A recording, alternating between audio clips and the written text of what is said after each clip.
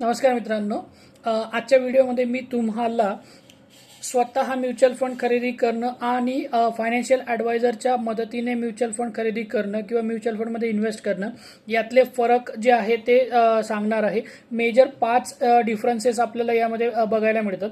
पहिला डिफरन्स जो आहे तो म्हणजे तुम्हाला जर तुम्ही स्वतः म्युच्युअल फंड खरेदी केलं तर तुम्हाला स्वतः रिसर्च करावा लागतोय, तुमचा तिथे वेळ द्यावा लागतोय.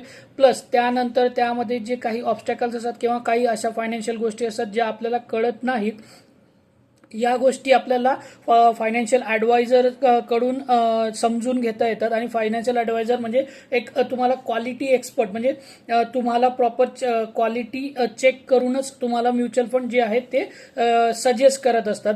दुसरी महत्त्वाची गोष्ट त्यामध्ये अशी आहे की फायनान्शियल ॲडवायझर तुमची गरज बघून किंवा तुमच्या रिक्वायरमेंटनुसार तुमचा पोर्टफोलिओ जो आहे तो डिझाईन करत असतोय.